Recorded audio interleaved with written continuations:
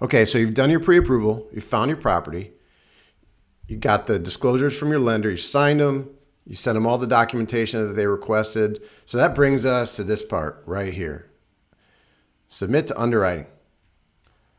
Scary, right? Got to submit to the underwriter. What are they going to say? Are they going to approve us? Are they going to deny us?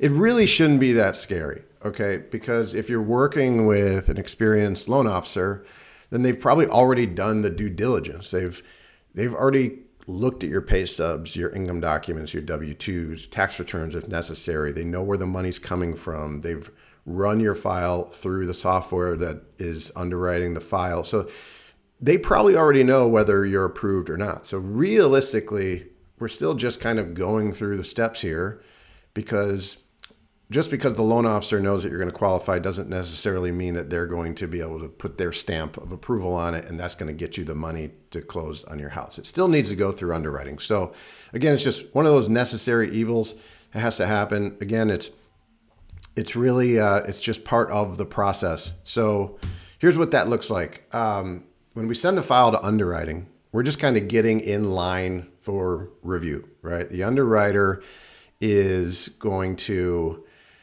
they're going to review your documents. They're going to review the application that you signed. And it really just kind of depends on how many other people there are at that time that are being sent to underwriting, how many files there are, right? That can have a lot of factors that determine it, right? How many underwriters are there? How many files are there? What time of year is it? Is it the busy season where everybody's buying a house? Are rates low and a bunch of people are refinancing, right? So there's a lot of different factors that affect how long it's going to take. But I would say typically 1 to 4 business days is average. Right now, the market we're in, there's not a lot of files in underwriting, so it's not uncommon to get the approval back the same day or within 24 hours. But again, it just kind of depends on the time of the year, how many files the underwriter has, how busy they are, so on and so forth. So it's important to understand that the underwriter is really just verifying what the software has already done. So conventional loans, FHA loans, most loans are underwritten by a software. It's called Automated Underwriting Software, AUS. And what that does is, the loan officer takes the application, they get all the information in the system, they get the credit report, everything like that, and they run it through the software. And that software is what's telling the loan officer and the underwriter whether or not the loan is approved. So what the underwriter is doing is the underwriter is really just verifying that the information that was input into the software is correct, that it was done the right way, right? So the software doesn't know whether or not the income that we're telling it that our client makes is what we should be using for their income, right? So that's why we need the underwriter to make sure that the proper income was input, proper amount of assets, everything was input correctly. And then the underwriter, the software will then tell the loan officer, tell the underwriter what documents that we need. So really they're just kind of reading the results that the software is spitting out and then requesting the documentation that the software is telling us that we need. And again, an experienced loan officer will have already done this. They will have sent your file through the underwriting software.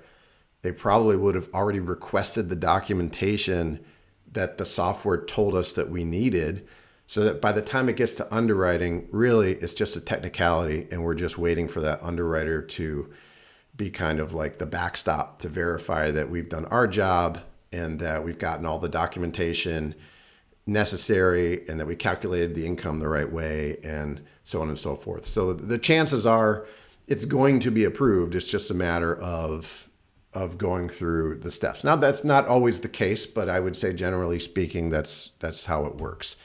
It is typically a 2-step process. So when we send the file into underwriting, we probably don't have all of the documentation necessary to get that final approval in one shot. We might, but most of the time, the insurance might not be finalized for our clients. So when you're buying a home, you need to get homeowners insurance and you need to execute that policy. A lot of times we've sent the file into underwriting that first time before that's even done. But the underwriter typically won't give the clear to close until that is done. They need proof to show that you have homeowners insurance. It's going to start on the day that you close and be effective to cover that property starting day one, and that it has the proper coverages in place that are required by the lender. Your earnest money, when you buy a house, you typically provide earnest money. That is going to be cashed at some point during the transaction, and the underwriter is going to require to see that it was cash. So, a bank statement that shows that the funds came out, or a transaction history showing that, the withdrawal occurred, maybe a copy of the canceled check, or proof of the wire transfer, whatever that might be. That might not always be available at the time of that initial underwrite. If there's any money that you're waiting for, getting a gift from a relative, or if you're liquidating funds from a brokerage account or retirement or whatever it might be, you might be waiting for that to get closer to closing before you execute that transaction. And so again, these are just all things that we still might be waiting for. And so what the approval will say is, okay, the loan is approved, but before we can close, we need this, and this. So again, just technicalities. Very common that it's a two-step process because of the fact that we don't always have the documentation. And then the underwriter, it's important to understand too that any documentation that the underwriter hasn't seen yet, because it's a two-step process normally, could cause the need for other documents, right? So if there's a document that the underwriter conditions for on the initial approval, then that document could potentially cause the need for another document because, of whatever may or may not be on that documentation. So, again, that's pretty much the process for underwriting. It's just part of the process. Right now we're just kind of waiting for the underwriter to give us that initial approval. And then once we have that initial approval, we would let our clients know, hey, the loan's initially approved, and here's a list of what we need in order to get the clear to close or that final approval. So again, I've showed this document in my other milestone emails.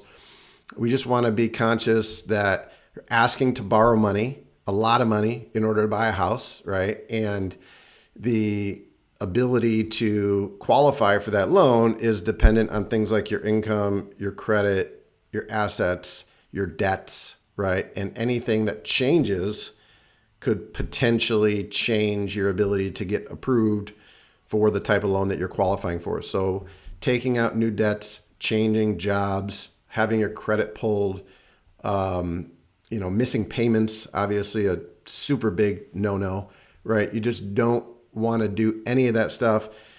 At the very least, talk to your loan officer first. Things happen. If you get, your dream job offer and you have to take it, just talk to your loan officer first before doing that.